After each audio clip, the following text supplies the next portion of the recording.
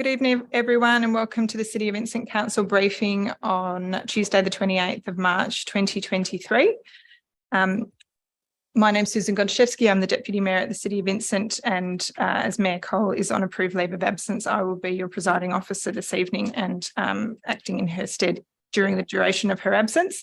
I'd like to declare the briefing session open and begin by acknowledging the traditional owners of the land that we're meeting on this evening, the Whadjuk people of the Noongar Nation, and I'd like to pay my respects on behalf of the City of Vincent to elders past and present. We'll move on to apologies and members on approved leave of absence. As I said, Mayor Cole is on approved leave of absence from the 28th of March to the 24th of April, 2023. Councillor Ashley Wallace is on approved leave of absence from 26 March 2023 to 3 April 23. Councillor Iopolo is an apology for this meeting, and I believe Councillor Alexander will be joining us but is running late. We also, I can see Councillor Alexander online and I can see Councillor Loden online, so we've got both of them online. We'll now move to item 3, public question time and the receiving of public statements. Welcome to everyone in the chamber this evening. It's a council briefing session this evening, so public question time and receiving of public statements is limited to items that are on the agenda for the meeting next week. Everybody gets 3 minutes. There's no set order. I would invite you to come up to the podium. You need to state your name, your suburb of residence, and the item that you will be speaking to. There is a timer. I believe you should be able to see it as well. So if you get the wind up after 3 minutes, we'd ask you to conclude your remarks as soon as possible. We do also live stream our public question time. So if anyone has any concerns about that, if you could let me know and we can make appropriate arrangements. I think that's about right. Excellent. Okay, can I have the first speaker, please?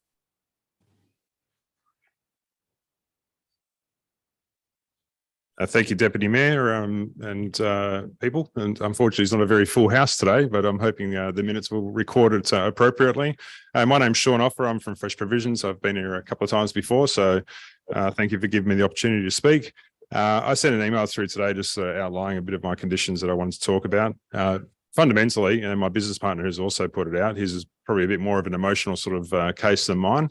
We're making conditions so much harder for our business than they need to be at the moment. This loss of 1 hour free parking is just having an effect with our customers. We're getting complaints regularly. At the moment now, our figures support the fact that the 15,000 people that are missing from that car park in that 6-month period have directly come out of our business. We're losing 300 people a week out of that car park at the moment, and potentially that's going to continue on until this scenario turns around. And, the question I ask for you to employ you to ask today is just, what are the predictions on the loss of revenue throughout the LGA on this parking issue? And, whether a business analyst has actually looked at these figures and helped extrapolate the real damage that's going to be caused by this change. Because I don't want to be here next year, saying the same thing and having lost another 300 customers on top of my other 300 and come back to find out my business is cut in half in 3 or 4 years' time because we've just choked up the area so much and made it so hard for parking accessibility for people. So, I've also not been consulted in this process at all. I didn't have anybody ask me how my business is going. I know you guys have the spend map data that you've looked through. But, a phone call or two to a couple of people in the area would certainly help. So I know a couple of councillors have reached out to me today to ask to make time. So I'm very happy to make that time in the next week before we get down to making a decision on this. So the consultation was, just a lack of consultation for me. It smacked of the fact that management have written a report to come with a recommendation to suit their purpose, not to give a balanced argument from the facts. But thanks for your time. Thank you very much, Sean. Yes, happy to find a time over the next week to connect with yourself and Tom as well. Next speaker, please. Good evening, Gerard O'Brien. I'm Silverleaf Investments, been a ratepayer with this property for the last 35 years, so a long-term association with the town of Vincent. A couple of things is we've got we own... Gerard, before you move on, can I just get your suburb of residence and your business and the item to which you're speaking to this evening? We're talking to item 6.4, the same as Sean spoke to. And the property we own is the corner of Beaufort Street and Walcott Street, the Alexander Building in Mount Lawley. Thank you very much. We signed an agreement with the City of Vincent in 96, nearly 20 years ago. And under that agreement, it stated categorically, in the event that the town shall at any time wish to levy a fee for either in lot 200, which is what we own, which was the old Buffalo Club or the short stay car park, or wish to alter such fee, the town shall give Silverleaf not less than 1 month's notice and before making any levy or alteration. And if agreement is not reached, this deed will end.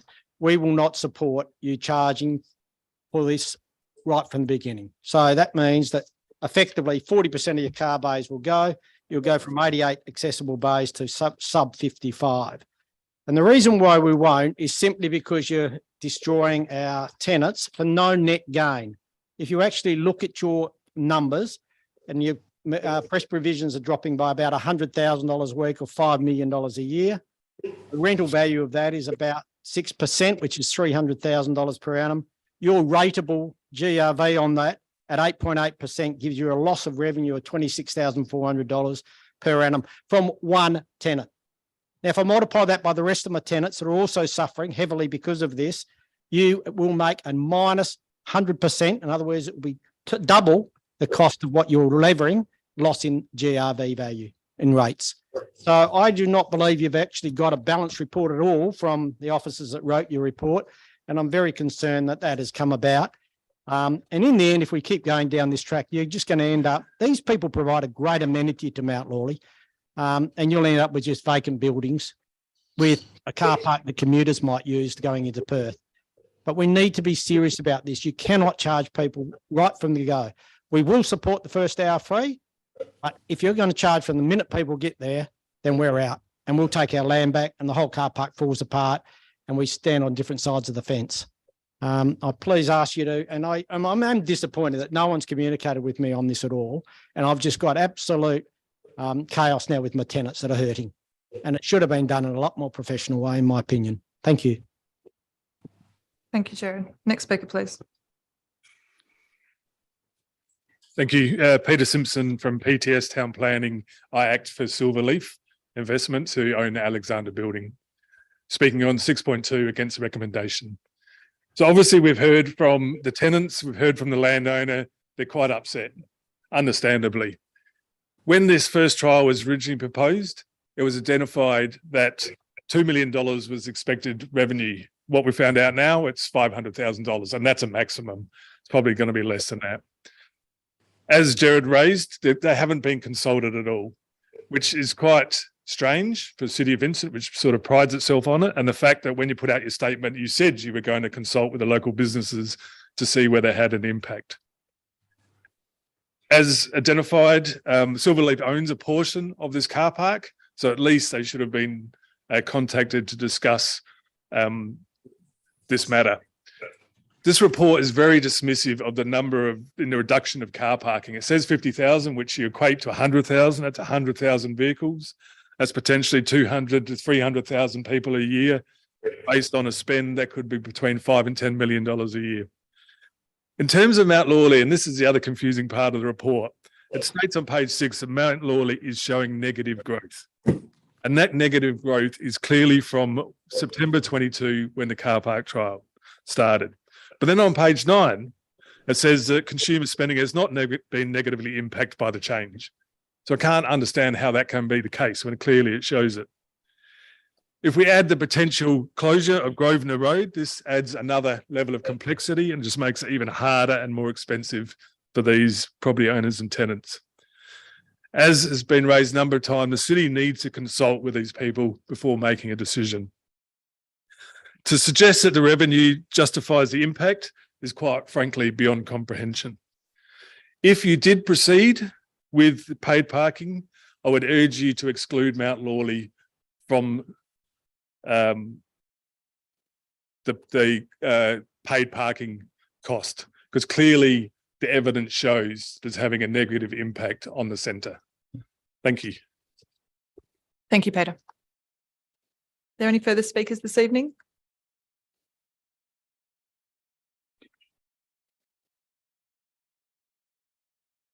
Good evening, Deputy Mayor and councillors, CEO and executive staff. My name is Greg Johnson. I think you're familiar with myself. I've been appearing on several occasions before yourselves. Thank you for the opportunity. The item that I'm going to speak to is the same item, 6.2, parking, to which I've spoken before. I just have heard here from people who are practitioners of business in the City of Vincent who know what they're talking about, and they've demonstrated very clearly that there are great odds with the report that we've recently received. Now, at the outset, there was some survey, a consultation, and of that survey, the interesting thing about that, and I spoke to this issue before, there were 302 respondents. So this was a council survey, not put out by anyone else. It was done internally. 302. Of those 302, 85% or some 256 ratepayers were against it, vehemently against it. And only 6 people said that they might contemplate it because of transport sustainability. Only 6 out of your 302 of your own survey. You just ignored it. You just went ahead and did it. And then you've introduced, by way of compromise, this $1 hour. Who has $1? Who goes to the machine with $1? Who goes to the machine with their credit card for $1? Seriously, who understands how consumers react and respond? And that's why 50,000 people have now left the city because of the $1, the miserly $1, to collect a miserly $250,000 out of a $62 million revenue. It's pathetic. It's piddling. It means nothing to the city, but it means a hell of a lot to the business operators. On average, $100 spent every time someone comes. There's $5 million that's left this city because of $1. It's unbelievable. It is just simply unbelievable. And it is untenable. And I have had dozens of small businesses ring me, knowing what my stance is, and they are pleading with me to do something about it. The other thing I want to just make the point with you as I close. This is about competitive advantage. If you don't know what competitive advantage is, it's finding your place in the market that somebody else doesn't have. Vincent had that. We had natural competitive advantage. And I'll show you what competitive advantage looks like. That's what it looks like. 3-hour free parking. That's what it looks like. And that's what it looks like. 1 hour free. And you know what? You've given that away to all the other cities that are surrounding us. That's what you've given away. That's your business model. You don't understand what competitive advantage is. You had it and you gave it away. We want it back. We want it back. We don't want our businesses destroyed.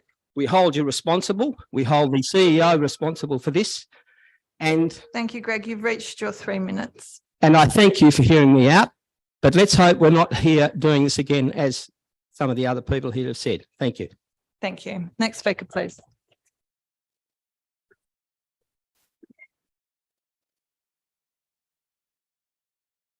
W. Meyer Hargate, it's again the same item, 6.2. But firstly, I'd like to welcome Councillor Warner back. It's good to see you back on deck. This is one of the worst reports I've read in the last 20 years. I know I've said it before, but it's true. This report seems to be written by the same staff who wanted to close the Barley Street car park because they claimed it wasn't heavily used. And then they suggested dropping the first hour free in that car park. In the spirit of their earlier reports, they're saying that the annual drop of 100,000 customers is a slight reduction. A 16% reduction is not a slight reduction, as the staff say on page 9. I'd suggest that perhaps the staff take a slight pay cut, say 16%, and see what that's like, because that's what you're saying to businesses. There's an observation that the average length of stay in the car park has increased by 20 minutes, as if it's a positive. It simply shows that short duration customers have gone. It's simple statistics. It's analogous to the CEO sacking the lowest paid employees and then telling the remaining staff that they don't need a pay rise because the average wage has increased. I'm not being funny. That's exactly how it should be treated. Probably the most concerning statement is that consumer spending is growing with inflation in three of the town centres, and only Mount Lawley is showing a negative growth. If you look at the table on table 7, you'll see that Mount Lawley is becoming a basket case. So you have to ask, why would that be? Well, firstly, Mount Lawley is where the council dropped the first hour free in the Barley Street car park, resulting in a 30% drop in customer numbers. And when I say the council, I'm referring to Mayor Cole, councillors Gontaszewski, Castle, Hallett, Loden and Wallace. So that was the first mistake. Even though you knew the impact of the Barley Street changes, you just decided to drop the first hour free in the Chelmsford Raglan Road car parks in the last budget. The result is a 25.5% drop in customers in those two car parks. It's a double whammy for the area. It's a second mistake. The recommendation then says consumer spending is growing with inflation in Mount Hawthorn, Leederville and North Perth. But if you look at the actual report, you see that food retail, non-food retail and services, and I'm quoting, are generally underperforming when compared to inflation. It's as if one person wrote the report and another person wrote the recommendations and that they weren't allowed to speak to each other. Or perhaps the recommendations were written before the data was available. Perhaps the most chilling statement in the report is, and I'm quoting, the slight reduction in parking transactions cannot be linked to reciprocal reduction in spend. Firstly, it's not a slight reduction. And secondly, there is a reduction in spend in the non-hospitality sections. So I urge councillors, don't make the same mistake a third time and consider what was said before. The power of free is very important. Look for alternative funding sources. Thank you. Thank you, Dudley. Do we have any other speakers this evening? No? Okay, thank you very much. We'll now move on to declarations of interest. CEO. Through you, Deputy Mayor, just one declaration of interest from yourself, Councillor Gontaszewski, declaring a proximity interest in relation to item 5.2, which is the review of design guidelines. The extent of the interest is that Councillor Gontaszewski resides within the area impacted by the Highgate design guidelines, which are proposed for rescission. Thank you, CEO. Okay, we will now go to the item that has been raised by members of the public gallery. Oh, no, my apologies. Could I please go to the Executive Manager of Strategy and Governance to advise us in relation to the submission of online questions and statements? Through the chair, confirming we received a question from Jeff Cole. This will be answered in the minutes of the council meeting after next week. We received statements and questions from Boaz Kogan in relation to item 5.2, Greg Rice of Mount Lawley in relation to item 6.2, Meeta Shah of Mount Lawley, item 6.2, and Sean Offer of Bicton, item 6.2. Where questions were asked, these will be answered in the briefing notes. Thank you very much. Okay, so we will now move to item 6.2, introduction of $1 first hour fee in car parks outcome. Can I ask for any questions on this item? Councillor Loden.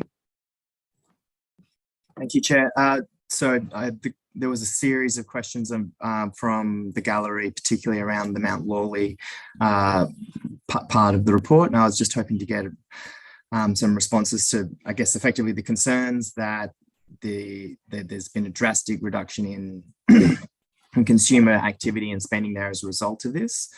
If you could, please.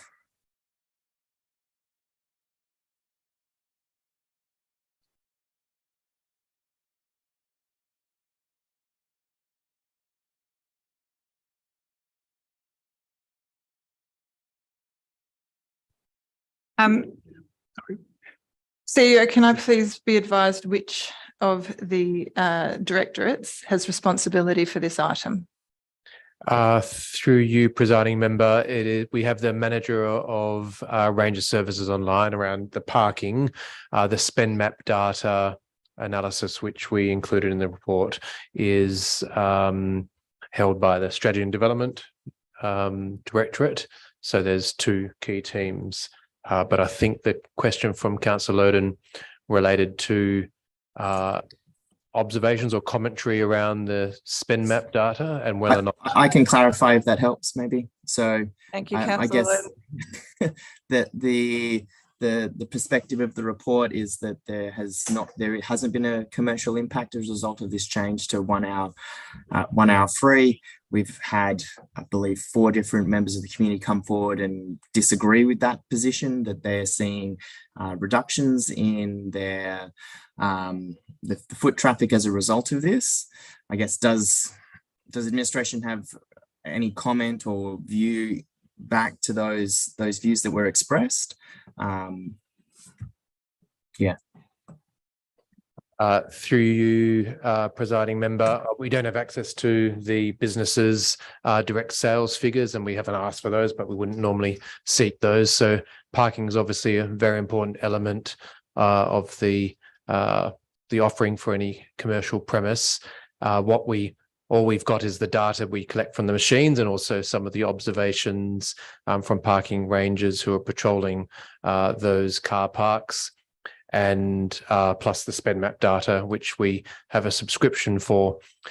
So we can't tell if the visitors to those car parks are parking further up the street and then walking from free parking areas.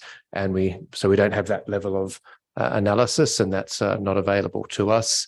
But there's been a drop in overall visits to those car bays. What we don't know is how much of a direct correlation there is between some of the drop in the vehicles visiting those car parks and the overall consumer spend, because while parking is an important element of the commercial offering, there are a wide range of other factors which would influence consumer behaviour. Plus, there is a severe cost of living pressure across the country at the moment, including with rising interest rates. So how much of the change in spending behaviour is related to car parking is not something that we can speculate on, other than it's one of potentially several. And obviously, consumers have a choice of, within Vincent, they've got a range of different options during this period. Karrinyup Shopping Centre further up the road has become hugely successful since it's opened, and there are other offerings in other local government areas. So we don't know what switch there has been to which other sites where there's been new shops and new offerings available throughout the area. Does that answer your question, Councillor Loden? Well, I think probably the answer is we don't know, which I can appreciate because you don't have the data, so that's fair enough. But maybe I'll frame it differently. So this does seem, from my read of the data, there seems to be impacts more obviously in the Mount Lawley area potentially, and the North Perth area potentially, which it's an economic system. So obviously you can't be absolutely certain that it's one thing or the other. The change may have been caused by other things completely differently. And so I accept that as a fundamental economic principle.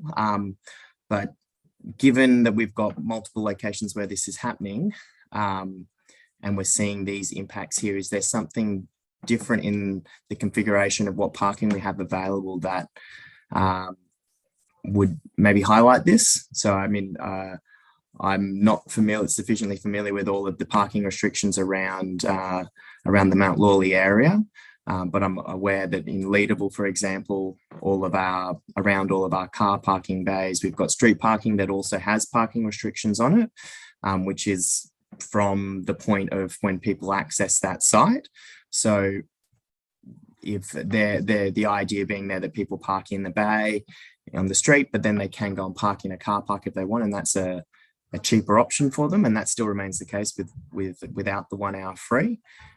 How does that alternative sit in? I don't think I've described this question very well, but how does those alternatives sit in Mount Lawley? And what is the next alternative if somebody doesn't want to go into one of the car bays and pay for 1 hour free, pay the $1 fee in Mount Lawley and North Perth? Through you, Deputy Mayor, we talked to council previously about some analysis around View Street car park. If we do a much more detailed survey around visitor behaviour, we can survey whether or not visitors are and shoppers and visitors are coming via car or by foot or potentially by bicycle as well. So we know up to half the visitors around North Perth would be walking to the shops or restaurants, for instance. So we can do that level of behaviour analysis, but we just don't have that data for all our town centres at the moment. But we do have a consultant currently putting together a precinct parking review report for council. What we do know and what we've heard from, say, for instance, both IGA and Fresh Provisions, what they're looking for a high turnover of short-term bays, similar to what and we have increased some of those 15-minute bays, say 15-minute or 30-minute free bays for shoppers who are just ducking in for a quick shop. We're also trying to incentivize visitors to the town centres to stay longer, and that might be more for a food and beverage or hospitality offering. So there is a optimum mix in a car park and in a town centre around car parking. It's not 100% free parking everywhere. That would incentivize the wrong sort of behaviour and would quickly fill up those car parks with commuters who aren't even shopping or visiting the town centre, but just accessing a free car bay. So we are very open and flexible in talking to local businesses about what that optimum mix might be. For instance, I think we've already mentioned to the IGA that we'd be happy to install up to 9 extra 15-minute car bays in the Raglan and Chelmsford road car parks to see whether or not that helps with the those in-demand popular short-term free bays to let shoppers come in and out quickly without having to either use the Easy Park app or use the ticket machine. So we're happy to speak to those businesses about what different configurations could look like in those car parks. If I may, just following on from that, CEO, may I just ask, we had it raised by Mr. Simpson in the gallery regarding a lack of consultation directly with businesses prior to the preparation of this report, and therefore, I guess, raising concerns about the report and its raising that it doesn't really contain outcomes that are felt at the business level. Can I just ask for confirmation in relation to what analysis other than SpendMap and parking data, or what consultation or engagement was undertaken prior to the preparation of this report to assess outcomes of this undertaking? Through you, Deputy Mayor, the report is predicated entirely on the parking data that we have through the ticket machines and the Easy Park app, plus the SpendMap data, which is all the transactions and spending transactions in those town centres through that subscription service. So we haven't had time, and that would be quite a major undertaking if we were to consult all businesses within all town centres that may or may not utilise the city's car parking services. So that would be that would take a much longer period of time and be extensive consultation process. But we welcome and we're very keen to hear the views from those businesses, and also keen to make adjustments and be flexible about how the car parks are configured going forward. Just before I go to you, Councillor Hallett, Councillor Layden, did you have any further questions, or I can come back to you if required? Yeah, maybe come back to me. I'm thinking. Councillor Hallett. Thank you. Through you to, I guess, the CEO, if he wants to continue. Are you able to confirm the timeline for the precinct parking management plan and whether that will feed into the next budget cycle? Through Mayor Cole, I'd ask the manager to respond to that, who's online. Through the chair, we're hoping to have it done mid-year, and then report back to council after that. So the answer is that it will be delivered in the 23-24 financial year and not up for consideration in relation to setting fees and charges for the upcoming budget. Through the chair, that is correct. Thank you. And can administration comment on what would be the implication of removing clause 2 of this recommendation?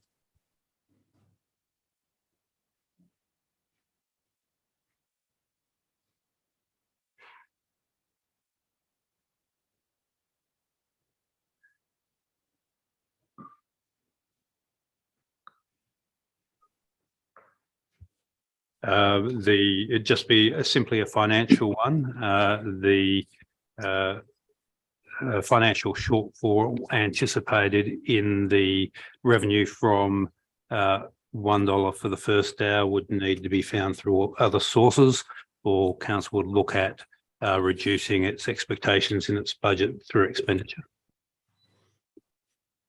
I guess I'm just interested in what is the intersection between this and the actual budget planning process, where presumably that decision is actually made, and what does this do to lock in any kind of budget decision?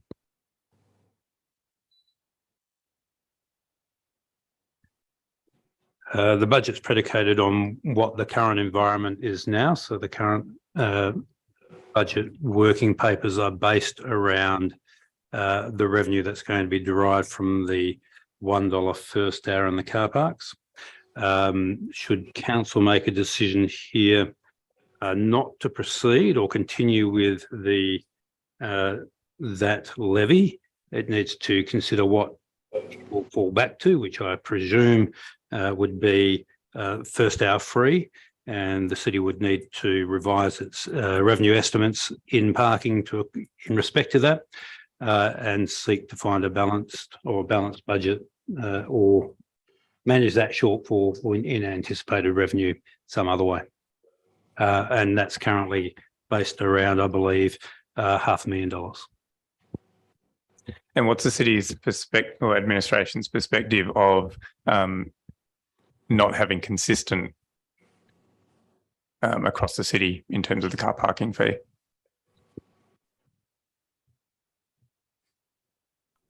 Through the chair, this was predicated on our previous precinct parking plans, where each town centre is unique, and depends on the location as well. Take Leederville and William Street, for example, they border Perth, so they are structured around what the City of Perth charge. Otherwise, what we found was commuters and people going into Perth would park in the city of Vincent and then walk across the boundary rather than spending their time within the city of Vincent.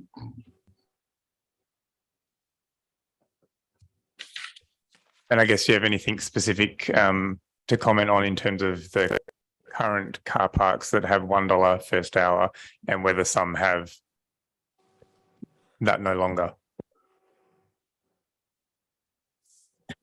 Through the chair, I don't really want to preempt what the review of the parking precinct plan will throw up. All I can say is there has been some changes in behaviour that the rangers have noticed. I can specifically say North Perth, for example, where people are tending to use the shorter term bays on curbside rather than using the car park. And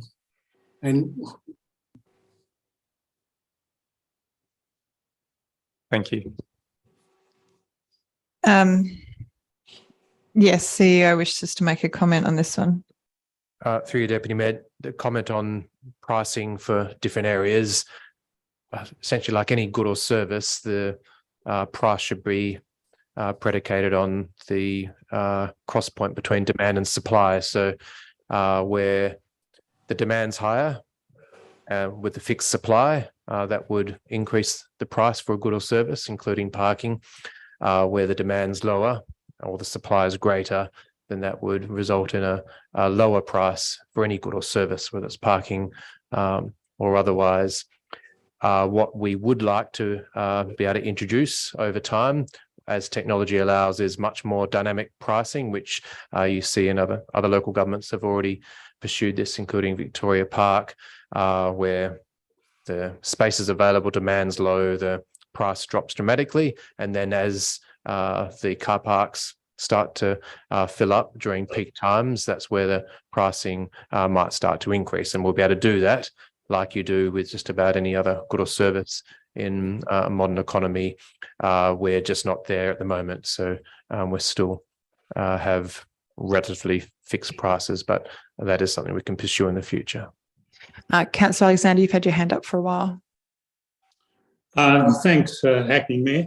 Look, I just think there needs to be further questions answered, because sometimes when the City of Vincent does a study, and and decides to do certain things.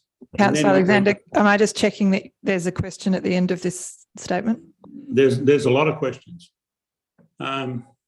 Sometimes when the study is done by the City of Vincent, do you think sometimes the study sets out to prove the actions already taken? So that's one question, and I have some concerns about that. A series of questions I think that haven't been asked, and I would like to read out and have those undertaken and looked at by the City of Vincent. I think it's important. So can we please have the 50,000 drop in visitor numbers broken down by month and by car park? This is to see there is a worsening trend as the public becomes aware of the change. The 16% drop may be higher in latter months, which would be more indicative of the real drop. So I'm just trying to add some questions to this to try and find out what the real situation is, which appears to be dire. And, you know, particularly if you've got your own money at stake. 2, can we please have the corresponding visitor transaction numbers for September 2019 to see February 2020 by car park, which is a non-COVID affected year? The drop of 60% may be masked by the fact that less people were out and about during COVID shutdowns. The 16% could in fact be much higher in real terms, like for like. Has the administration considered that the increase in average time parking is not a behaviour change, but reflects a reduction of a short-term visits of less than 1 hour? If the drop in short-term parkers, it's clearly will drive up the average. Number 4, in relation to frame court increase in visitor numbers, can you provide this information on a weekly basis, which may show that the demand was already increasing, or that it is driven by a particular outlier event not held in the previous year? Can you also advise a breakdown of visitor numbers pre and post the change by car park, by day of week, to highlight whether the 16% reduction is disproportionately affecting trade on a particular day of the week? I've only got another 3 or so. 6, please confirm the additional revenue claimed of $250K for the first dollar for first hour excludes the loss of revenue from the 50,000 less transaction at an average of $1.96. Second last one, or 98K, sorry. 7, when administration decided to implement this trial, what was the metric to indicate whether the trial was a success or a failure? 8, are the parking rates between Frame Court and the Avenue the same or different? And I just finish off saying that, you know, I think this is a disastrous road that we've taken. And I just foreshadow that I'll be proposing an amendment next week. We'll see the first hour free reinstated as soon as possible. Thank you, Councillor Alexander.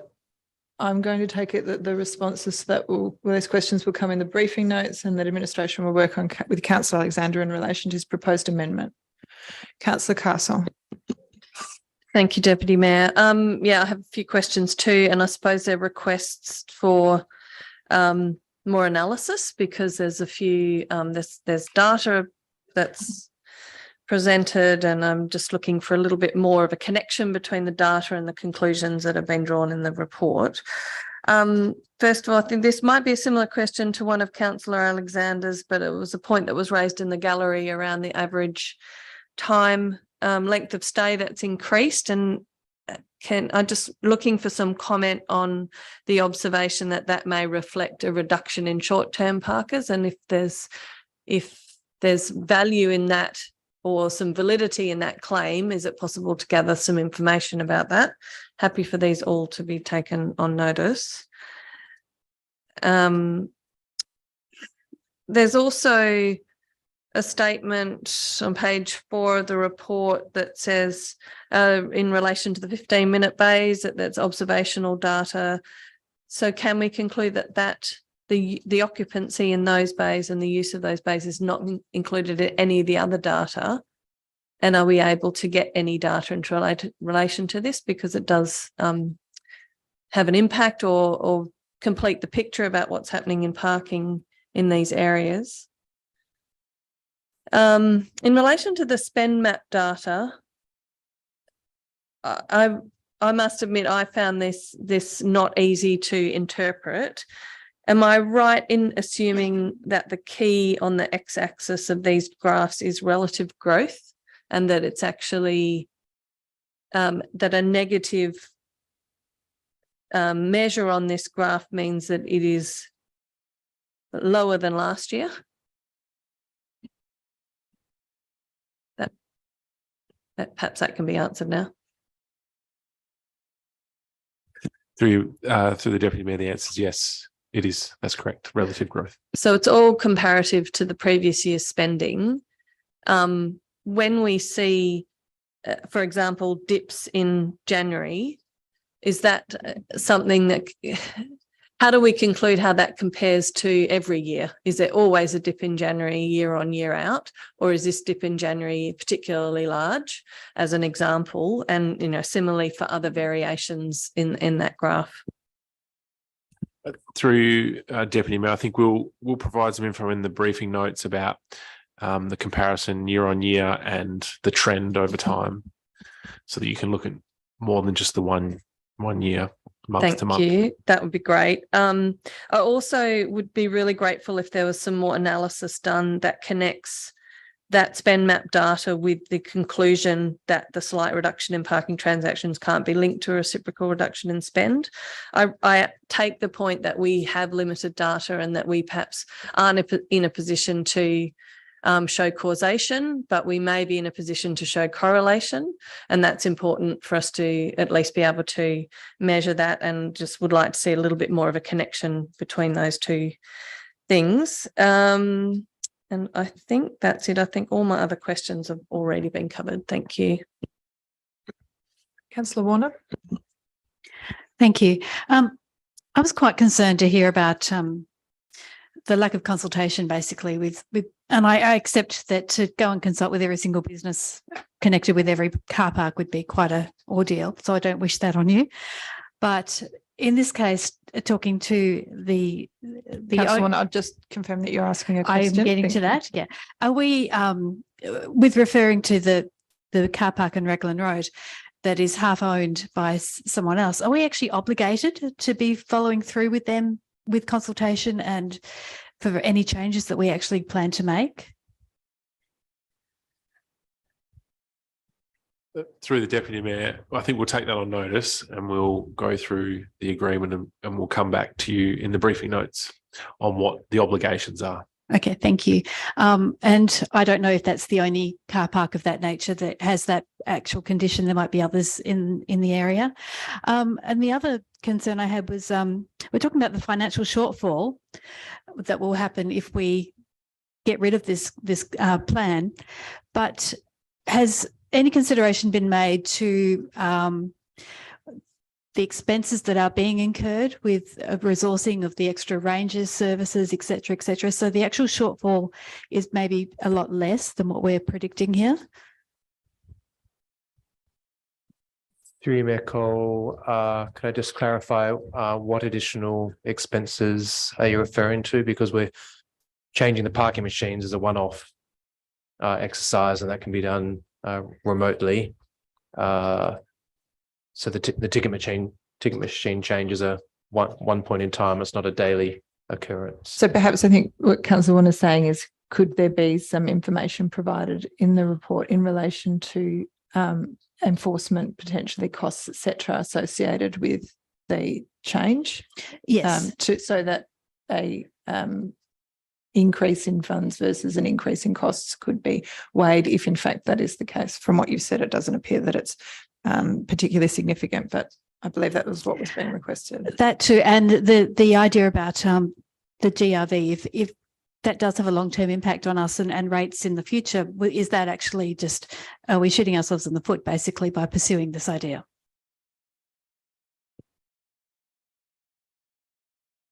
Through you, Deputy Mayor, we might take that question about the GRV on notice, and the report, we didn't go into a whole of economy analysis, but just to make one comment, the key findings, we've been at pains and very careful not to provide any opinions, not to draw any conclusions.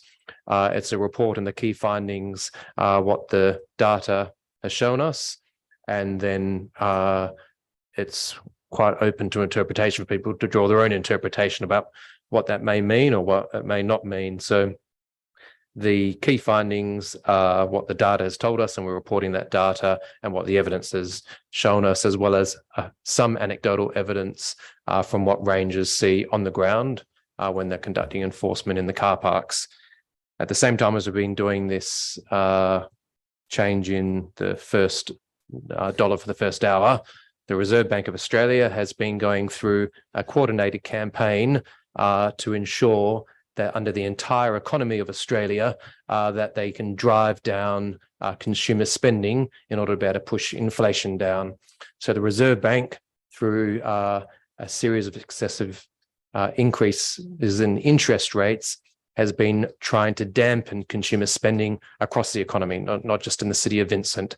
Don't want to go into whether or not that has had an impact, but that's just the whole of economy background and context for what we may or may not know about the change in consumer spending in the city of Vincent. It is the Reserve Bank's policy to reduce consumer spending in the economy until they get the inflation and CPI within its target range, which at the moment is running double and or a lot more than what they're mandated to be able to allow. Anything further, Councillor? No. Can I just ask a couple of questions? This specifically relates to the data presented. I think I'm particularly interested in obtaining some nuance in relation to the information. What's being presented is very high level, and it doesn't allow really for council to understand if there is particular patterns in behaviour that would be represented in the data, such as a difference in day versus night trade, weekends versus weekdays, etc. So I guess I'm particularly interested in the Raglan and Grosvenor Road car parks, but I think that it would potentially be relevant for other car parks as well. And I guess that the other piece is around, yes, potentially requesting some aggregation in relation to the length of stay around into 15-minute blocks, 15, 30, up to more than 1 hour or, an hour and a half potentially would be useful as well to look at the number of the shift in people in terms of their length of stay. So whether that's able to be provided. And I guess furthering on from Councillor Hallett's questions around this, the report that's been presented to this meeting versus the adoption of fees and charges through the budget process. I understand from the Executive Director of Infrastructure and Environment that the budget at this point in time is being prepared on the basis of the settings that are currently in place. And But given that there has been admittedly no engagement with, I guess, adjacent business owners at this point in time and collation of responses there, I guess I'm just wondering what the timeline would be to undertake that sort of work in relation to between now and the adoption of the budget for the next year. Through you, Deputy Mayor, just to clarify, to undertake the consultation with the businesses in Mount Lawley or the further crunching of the data? I think that the data crunching is fairly quick. I understand that one. I think it more in terms of if you sort of said it would be a particularly protracted exercise, I guess, one could put the view that there's been opportunity for consultation since September to now. There also may be the potential for consultation between now and June. And I guess I'd be interested in your thoughts on what that might look like, noting that council members, I think, have agreed to engage with local businesses that have reached out to them, but some perhaps more location-based engagement potentially, signage, etc., a survey that, whether that would be beneficial to understand the admittedly self-report data, but potentially the nuance around impact to individual businesses, as you've sort of alluded to, may be different, and how the city could work with those businesses to address any impacts felt through this particular decision. Through you, Deputy Mayor, yes, we're going to recrunch the data, including through the series of questions from Councillor Alexander, and we've just noted your questions, Deputy Mayor. We'll see what we can do with those specific questions in terms of providing those answers in the briefing notes for Council on Friday in advance of Tuesday. I think probably a question from me, get a sense from potentially what Councillor Hallett was flagging is that if whether or not we need a recommendation 2 in this report, because it's just the findings from the data and evidence we've gathered to date on the first hour free, and essentially we'll wait for the annual budget process and setting of fees and charges where we can do some more of that consultation that you were just flagged between now and the adoption of the budget and publishing the fees and charges. So I think the report stands as the findings from the evidence without recommendation 2. It was just noting what we were leaning towards at this stage, and that would obviously be part of Council's final decision and deliberation on all the fees and charges for the city for next financial year.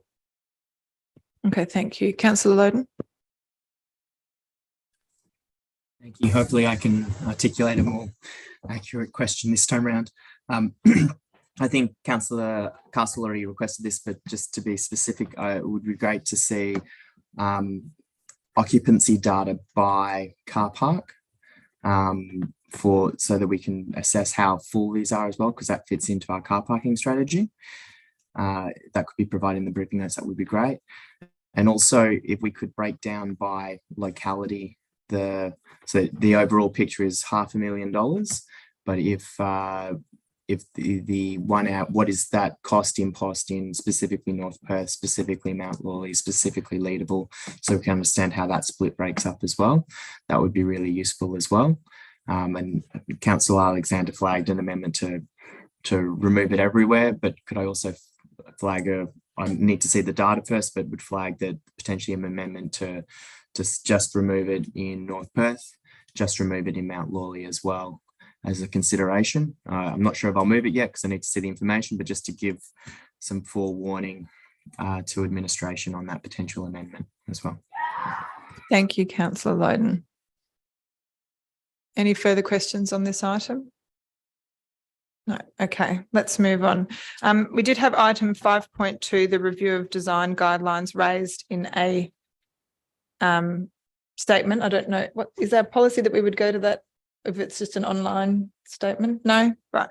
Let's just work through from the beginning of the agenda. So we'll go to item 5.1, number 81, East Street, Mount Hawthorn, proposed alterations and additions to single house. Questions, please.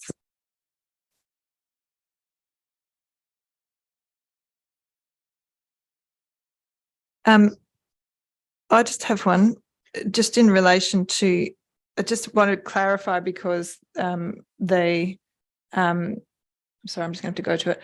The overshadowing diagram, I think, was a little bit confusing to me in terms of where the actual boundary, where the actual property is going to be built to. So my understanding is that there's a section of the proposed addition that will be running along the boundary, and then there's a section that is inset. Yeah. And I'm just wanting to get some clarification as to, given that the number of variations appears to be rather small, as to which variation around lot boundary setbacks is causing the issue. It's just the family room that is set back 1.4 metres, and as opposed to being set back 1.5 metres. To you, Deputy Mayor, departures to the deemed to comply standards relate to, yes, the family room, which is proposed to be set back 1.4 metres in lieu of 1.5 metres, but also given the addition of what you can see is the kitchen wall, which is proposed on the boundary, that in itself is permitted and strictly meets the deemed to comply standards of the R codes, but the R codes does require the consideration of the entirety of the existing dwelling to also be considered because you're adding on that kitchen wall. So the front portion of the property, front portion of that house, bed 1 to what used to be the kitchen and what will now be study bed 3 also technically needs to be set back 1.5 meters. Now that is in situ, it exists 0.8 meters away from the boundary, but because you're adding on that kitchen, technically that existing portion of the single house also needs to be set back 1.5 meters. Thank you for that clarification. I appreciate it. Is there any further questions on this item? Yep. Okay. We will move on to the review of design guidelines. I have lodged a proximity interest in relation to this item. My intention this evening and my intention next week is to split the item into the bulk of bulk of its contents, and then to separate out the section relating to 1.4.2 Appendix 8, the Highgate Design Guidelines. Can I just get some clarification? I wasn't sure from administration. Is that appropriate? Is there a way? Is that the best way to deal with this? If I wish to be able to remain in the chamber for the first part, but I'll happily exit for that particular section.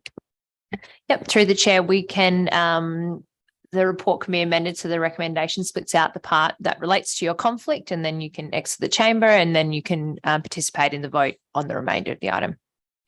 Can I just ask at this stage if anyone has any questions on anything but the Highgate design guidelines section of this item?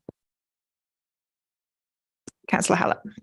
Only just to confirm, we've got a few emails through with questions, and that will be available responses to those for next week. Through you, Deputy Chair, yes, we've actually had correspondence with the person of those questions, and that's been ongoing all afternoon, but we'll provide those final responses in the briefing notes. Excellent. Thank you very much. There's some good questions there. Any further questions on this item? No. Okay. Can I just ask, does anyone have any questions on the Highgate design guidelines component? If so, I will ask Councillor Hallett to step into the chair while I vacate. No. Okay, then we will proceed. Okay. All right, we're going to move to item 5.3, RAC Reconnect WA 2223 View Street Car Park, North Perth. Any questions, please?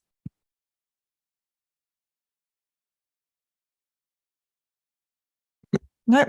Okie dokie. All right, we've got item 5.4, rent review request, Beatty Park Physiotherapy Party Limited. Questions, please. Councillor Warner. I just wanted to know, is looking at this rental variation, is this something that we do? Is this a regular thing that we do? Or is this a very special condition situation?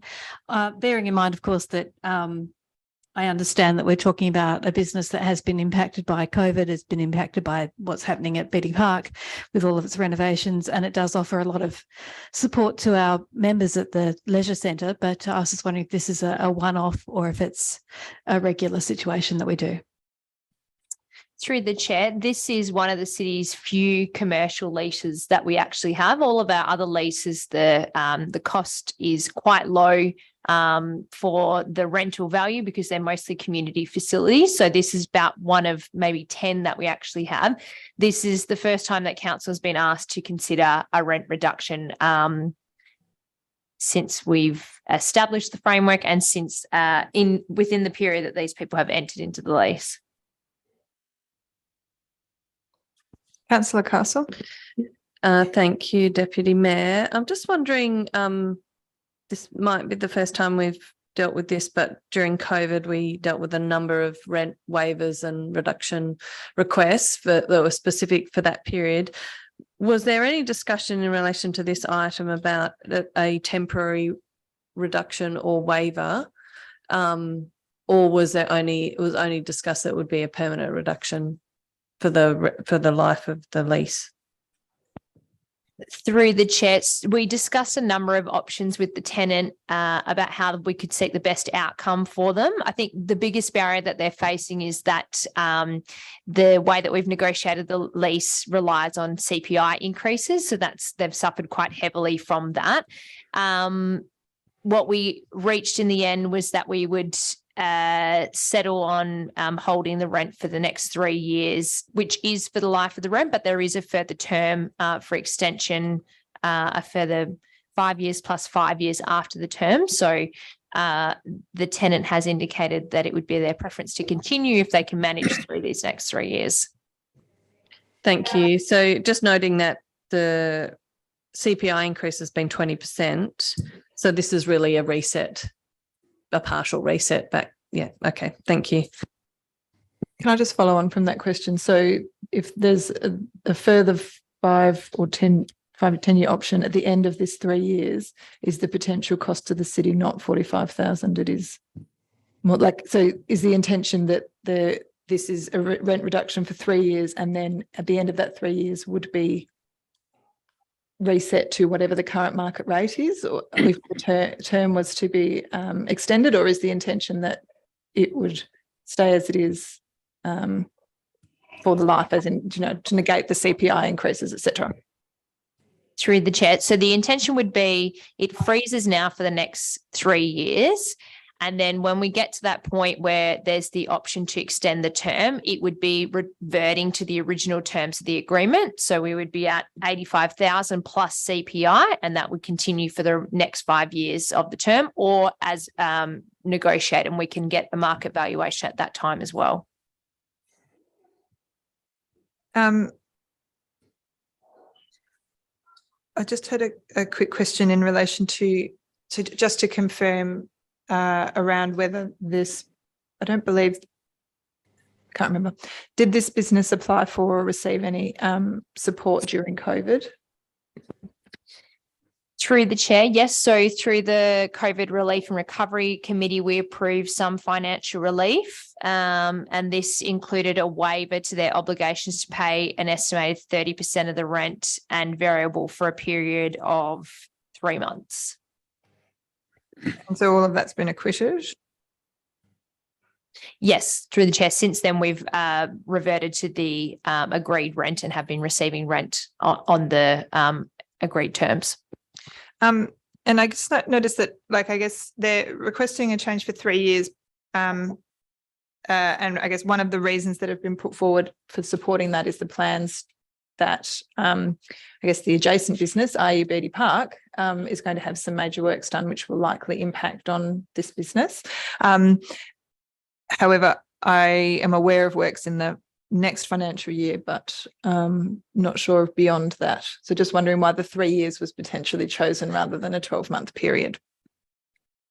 Through the chair, as mentioned, we have tried to negotiate with the tenant. They are struggling to get back on their feet after a period of change through the business. And so they had initially, we've discussed a number of terms. I believe the advice we received was that over the next 18 months, there's likely to be disruption in the area of their business. And so in terms of what they were seeking and where they need to get to, and with current CPI, they are seeking the 3 years just to try and smooth out where they're going to get to. Councillor Castle. Apologies, I had another question. I'm just wondering if perhaps in the briefing notes there's any information we have in relation to Beatty Park's benefit or otherwise from this business becoming an NDIS provider, because there has been some discussion in the past about other services, disability services that Beatty Park could provide, and whether this may open some opportunities or enhance some plans for our business.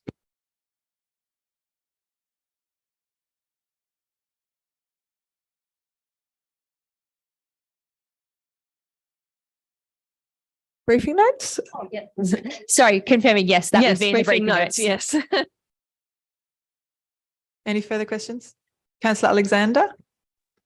Yeah, look, just checking whether we've got a conflict of interest or not. Has John and Nia anything to do with this business still? John and Nia, I believe. Perhaps we could check that and report back through the briefing notes, Councillor Alexander. And if Okay, necessary. thanks. Yeah, thank you.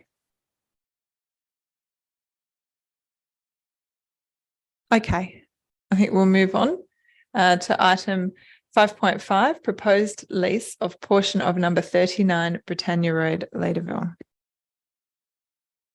Councillor Castle. Thank you, Deputy Mayor. Just a question at the beginning. Apologies if it's somewhere else in the report. The 2 5-year options, whose option are they? Always theirs, yeah, they're the applicants. That's right, the tenants, if there is a tenant. So it's Optus's? Yes. Yes, okay. In Dara, yeah. Yeah. Hang on, I'll find my other questions. Was there any consultation with Florida Athena Football Club around the location and whether there would be any disruption to their operations? Yes, through the Deputy Mayor, we met with the club on site, the president on site, and we've had multiple discussions with them, and they have indicated they're supportive of this location. So they're not concerned about their members being upset? Through the Deputy Mayor, they had no concern about the proposal, no.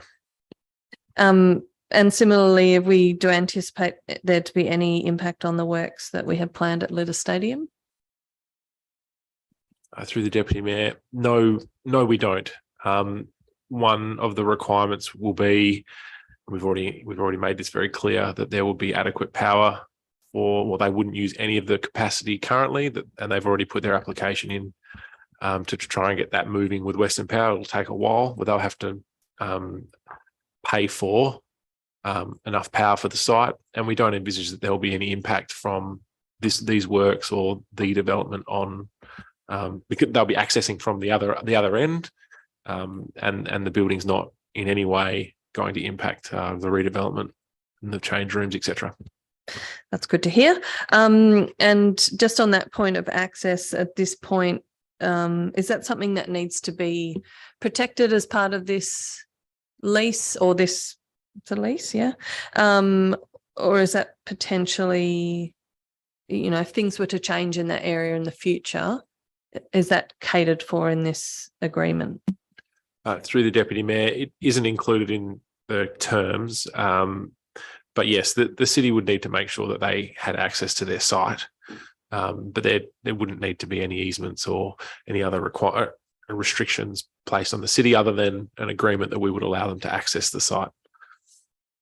Okay, and just, I could probably assume this, I just want to check, there is a requirement to install a separate sub-meter to the account for electricity usage. That'll be underground? Yes, I think that's mentioned in the report, and it will be included, yes. Great, thank you. Councillor Hallett. Just in the consultation, the next consultation with this, there was mention of advertising in various places. There wasn't any mention of on-site signage, and is the sense that there's already been a consultation and therefore we don't need to go as extensively. Yeah, through the chair. So for the purposes of the lease, where the requirements to advertise are set out under the Local Government Act and require public notice, for if council was of the mind to support the lease, then the separate and subsequent planning approval process would potentially require different consultation. Councillor Loden. Thank you, Chair. I just wanted to confirm my understanding that the funds from this will just go into municipal funds. Is that correct? Through the chair, that's correct.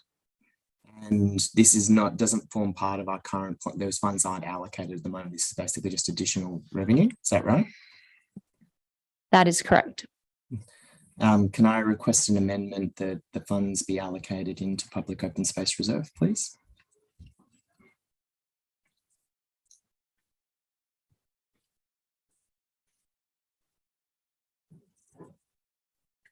I'm going to take those as a yes. Cool. Any further questions, Councillor Loden? No. Okay, I just had a question in relation to the the lease versus development approval nexus. So the development approval would be, the decision maker would be the WA Planning Commission.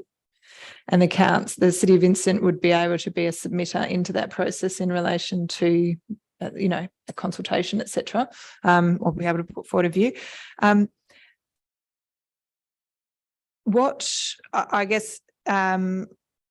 If the current height of the tower, 36 metres, if there was a proposal, once the city had signed off on a lease, if the applicant wanted to raise the height of the tower, what would the process would be that a development, amendment to the development approval would be required. Is there capacity within the lease to put some caveats around the height of any structure to be built on land leased from the city? Through the chair, the short answer is no. You're being asked to consider allowing somebody to use your land. How that land is used is governed through the planning approval process. So really it's a yes, no. And it's potentially out of the city's area or area of control around what height of tower would be permissible on that site that was leased. I guess another way to ask the question is, what controls exist currently that would impact the height of a tower that could be built should the land be leased for that purpose? Through the chair, I'm not aware that there are any controls that would limit the height of the tower. The height in terms of what guides how high they can build it is assessed through the planning framework and would be considered under state planning policy and is informed by the service area that they need to provide for, and what form that would need to be in is informed by the proponent. The city doesn't have height restrictions on our reserves, is the short answer. Through the Deputy Mayor, I'd just add that Indara has proposed a 36-metre tower with up to 38 metres. That will obviously form part of the lease, the description of what's being proposed on the land. And so if they were to go significantly above that, there'd certainly be an issue at that point with the lease, in that they're not using the land for what they've said they would use it for. They've done something significantly different. Now, what is significant? That's a very good question. I think we can take that on notice and get some advice and come back to you in the briefing notes on what that would look like. But my view is they're not going to be having a 45-metre tower there. That'd be far and above, outside of what they have applied for here through the lease. But we'll get some advice and come back to you on that. I mean, I have confidence that what they're proposing, I've seen their detailed plans, confidence that what they're proposing is what's before you. No, I guess just to clarify, I'm not talking about now. I'm talking about subsequent development. I have sat on council when we had, this was on private land where there was an existing tower that was then increased in size quite significantly. So I guess that's, I guess the other thing potentially to consider is in relation to item 1.10 in terms of the redevelopment clause, as to whether that would potentially provide an opportunity for, I guess, a reassessment after 10 years, whether or not the city needed to redevelop that land. But I guess I'll be grateful for your comments on that. Not for now, but for 10 or after 2 5-year extensions would be useful. Thank you. Through you, Deputy Mayor, just to comment on the site, because we've been backwards and forwards with Optus for quite some time. There's a significant level difference, and I think we found the optimum position for the tower. There's a big level difference between the back of the Florida Athena club rooms, where this tower essentially from public view is going to be nearly completely obscured by the building, the level difference, the club room, and it'll only be really the top of the tower that would be protruding. But again, the top of the tower is going to be enveloped in mature tree canopy as well. So there's going to be very few lines of sight where this tower is going to create any sort of visual pollution. No great place for these things, but this is probably as well placed to use the landscape, the mature trees we have, plus the building to obscure the pole from public view from just about any angle. And particularly, we've been working hard to make sure that there's no visual pollution in terms of the outlook or aspect for residents adjoining Britannia. It should be very hard to see unless you're looking to try to see it, and you'll be able to see it probably just sticking up a little bit behind the Florathena Club rooms. It is quite low impact from that perspective. Thank you. And does the community know about this item? Like, sorry, I missed that. Yes, we sent out letters to about 40 people who have been in regular communication, and there has previously been on-site meetings where there was an appointed community member and that person's been notified. Thank you very much, Executive Manager. Any further questions on this item? No. Okay, let's move on to item 6.1, advertising of amended policy, closed circuit television. Do I have any questions on this item? No. Okay, I have a couple of questions.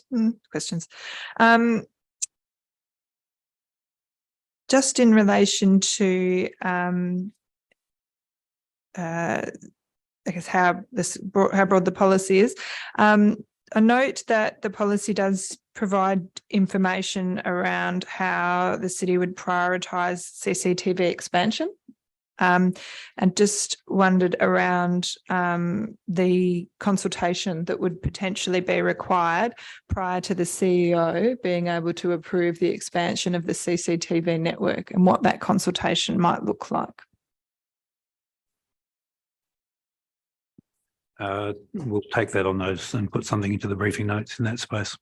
Also, just wondered around whether it would be worth including a specific reference around any types of CCTV that we wouldn't install. I note that there's two types that are currently really contemplated by the policy. One is the body cameras and one is the rolling CCTV cameras that generally aren't monitored but may be monitored. And I guess I'm just wondering around the types of technology that might be in use in other local governments that might have facial recognition, and whether it would be this policy would be the place for the city to potentially make a statement around whether that type of technology would be contemplated in future. And then the other one is in relation to the clause that authorises the city to release footage to individuals, but also then says that it will only be released when it's under a law, an appropriate law. And just a question in relation to releasing to an individual, I am presuming then that would be via the receipt of a subpoena, and whether that would be worth clarifying in the policy. Thank you, Deputy Chair. That's the intent, that there would be some legal means where it would force the city to hand over video footage due to a subpoena or a warrant. It may be worth looking at that clause again at the moment. The preceding paragraph does provide that clarification, but the wording does appear to look as though there is some discretion there. But yes, for your consideration through the briefing notes. Do you have any further questions? No. Okay. We'll move on to item, we've covered 6.2, so we'll move on to item 7.1, financial statements as at 28 February 2023. Can I have questions, please? No. Okie dokie. Authorisation of expenditure for the period of 1st February 2023 to 28 February 2023. No questions. Okay. The investment report, I believe that there was an update to that came through. Could I be talked through what that update was? To the chair, it was just one of the graphs have been cut in half. So we just put the full graph in there for the interest revenue. So okay, fine. Okay. And item 7.4, advertising amended policy purchasing policy, noting that this had been referred to the audit committee. Councillor Loden. Thank you, acting presiding member. Just a quick, well, this came back previously, came to us previously before, and we had a conversation around aligning it with the SCP objectives. And so I guess the main ways these are aligning is with the Aboriginal component and the disability component including in there. Is that correct? To the chair, we have the coordinator of procurement online, and he's happy to talk to that question there. Yep, through you, Chair. Yes, so part of the alignment was to separate both the Aboriginal and Torres Strait Islander in principle and have that aligned with our reconciliation action plan wording.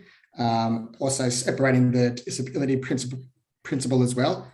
But further to that, though, the raising of the thresholds as well should allow staff to more easily engage local suppliers, disability suppliers, and Aboriginal and Torres Strait Islander services as well, without having to go through a competitive process.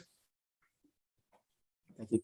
And so that's great. I'm just wondering, is there opportunity to also bring in consideration of things like the environmental performance of a provider, or whether they're a local business in our community or something like that, so it aligns with thriving places and sustainable environment principles as well? Yep, through you, Chair. Yep, so absolutely. So one of the things that we want to do, we didn't do it in the policy, but what we are hoping to do is in our framework and our council recommendation reports and our request for quotation and tenders as well, is to actually include criteria in there where organisations have to basically state how they meet those objectives if they are local suppliers. And then once we do our overall value for money and risk analysis as well, part of the recommendation would be to see how well those suppliers align with our SCP. Right, no, that's great to hear. Thank you. Do I have any further questions on this item? No. Okay. All right. We'll move on to 8.1 information bulletin. Is there any questions on the information bulletin? No. Okie dokie. I have a question. Yes, the CEO would just like to flag a late item for next week. Through you, Deputy Mayor, I might just ask the Executive Director, we've just got advice around the animal local law. I might just ask the Executive Director to speak about a late item, which will be put into council on Friday. Thank you, CEO, and through you, Deputy Chair. Actually, two items coming through. One is a notice of motion in respect to discontinuing the trial of the diagonal diversion on the corner of Alma and Leek. So that is currently being prepared and will be a report. Just to clarify, the notice of motion relates to requesting an early report rather than a discontinuing of a particular diagonal diversion. But yep, go on. Thank you for the clarification, Deputy Mayor. The Mayor received advice from the Joint Standing Committee of Delegated Legislation in respect to the animal local law. The Standing Committee identified several issues they have in respect to the animal local law around specifically cats across the board in each of those three issues. And essentially, they're seeking the council to make some undertakings in respect to addressing those, including potentially repealing the entire local law and adopting the local law. That'll be addressed in the report to council in respect to those three issues that have been raised. Thank you. And is there a timeline as to why this is coming forward as a late item rather than going on a future agenda? Absolutely, Deputy Mayor. Given it's a parliamentary committee, they gave us a timeline to be back to them by the 14th of April, which means that we need to get it up to this meeting. Thank you. Anything further, CEO? Through you, To you. Presiding member, there is also an item around a governance change to the Tomato Park Regional Council establishment agreement. And that has been discussed through TPRC, and all members of TPRC have been asked to consider some amendments to that establishment agreement. And I guess same question again, is there a reason this is coming as a late item rather than onto a future agenda? Deputy Mayor, we had that report ready for a prior council meeting, but TPRC had referred the proposed changes to the Department of Local Government for review, and that's been slightly protracted. The changes are largely administrative, and the TPRC are seeking for all member councils to consider that prior to their next meeting, when they meet every 2 months. All right, thank you very much. Councillor Loden, did you have a question? Yes, thank you. It was just on the info bulletin.